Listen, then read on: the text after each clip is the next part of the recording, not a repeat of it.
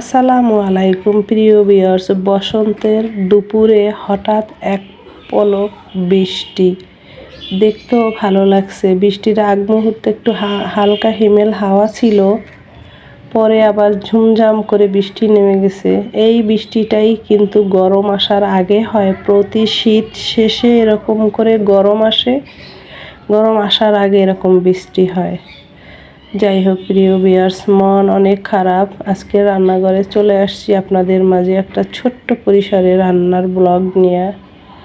আশা করি আপনারাও ভালো আছেন। মন খারাপের মাঝে আপনাদেরও মন খারাপ। মুসলিম জাহানের লিডার সে তো আর আমাদের মাঝে নেই, তার জন্য সর্বস্ব দোয়া ছাড়া আর কিছু করার নেই। ভবিষ্যৎ প্রজন্ম যারা আছেন তারা যেন সুস্থভাবে বেড়ে উঠে, যুদ্ধ সংঘাত এগুলো যেন দ্রুত বন্ধ হয়ে যায়। মুসলিমরা আমরা একে অপরের ভাই, তারপরও মানুষ হিসেবে আমরা সবার জন্য দোয়া করি। কোনো দল নির্বিশেষে, জাতি বর্ণ যাই হোক, আমরা কেউই যুদ্ধ চাই না কারোর সাথে। তো কি আর বলবো, চলে আসি রান্না করতে। রান্না করব আজকে লাউ শাক।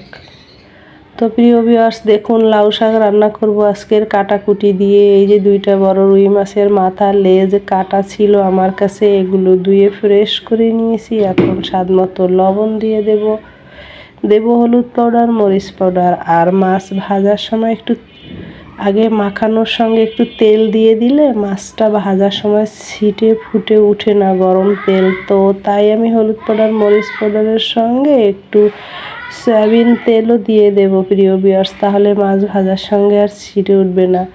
তো সব তো দেওয়া হয়ে গেল, এবারে মেখে নেব ভালো করে।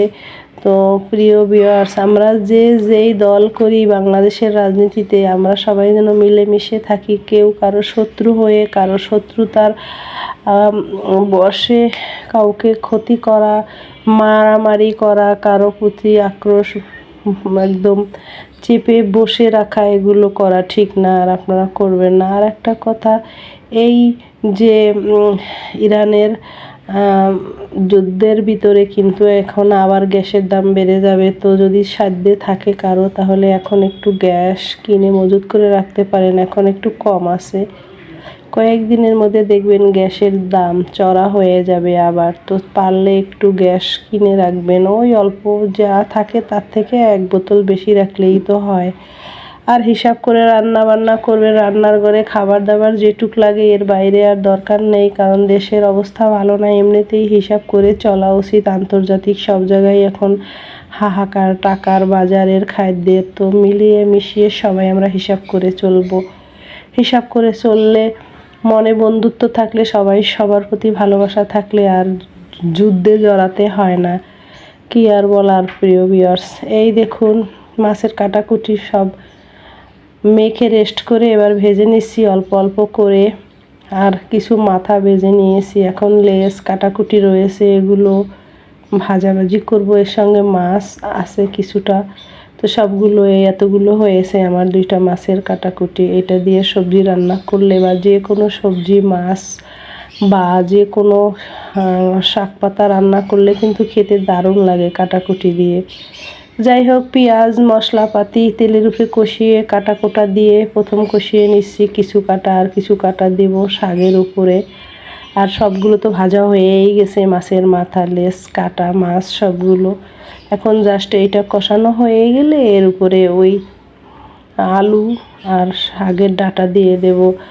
প্রিয় ভিউয়ার্স, পৃথিবীতে বসবাস করার অযোগ্য স্থান আমি মনে করি, কারণ কেউ কারো প্রতি মায়া নাই, কারো প্রতি দয়া নাই, কারো উপরে একদম ক্ষোভে জিদে ফেটে পড়ছে এমনটাও নয়। তলে তলে একদম ঘসেটি বেগম হয়ে উঠেছে পৃথিবী। আপন লোকের ভিতরে আপন লোক দুষ্কৃতী হয়ে পরের ঘরে খবর পৌঁছে দেয়, আবার সেই খবরের ভিত্তিতে দেশের অবস্থা নাজেহাল হয়ে যায়, সেটা হোক ঘরে, বাহিরে, রাষ্ট্রে। কি বলবো, এই যুগে যুগে ঘসেটি বেগম ছিল, আছে, আজও থাকবে।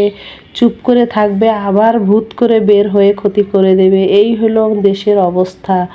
শুধু যে বাংলাদেশ বাহির তা না, প্রতিটা রাষ্ট্রে এরকমের ঘসেটি বেগম একজন করে থাকে। কি আর বলার, তবু সাবধানে থাকবেন।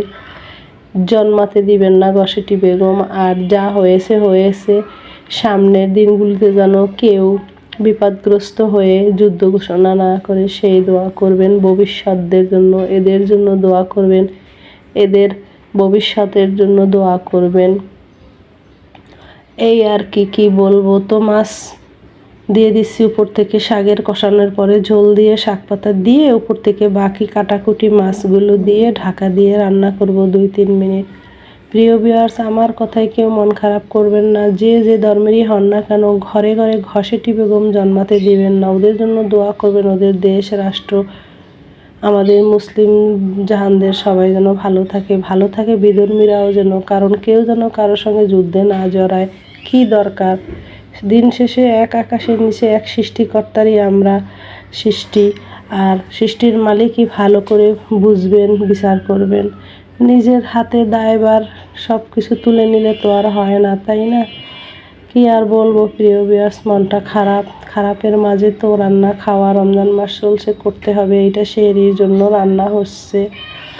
তো আজকের মতো বিদায় নিচ্ছি প্রিয় ভিউয়ার্স, রান্না বান্না হয়ে গেছে। আপনাদের সুস্বাস্থ্যের কামনা করে আজকের মতো বিদায় নিচ্ছি। আল্লাহ হাফেজ। আমার জন্য দোয়া করবেন।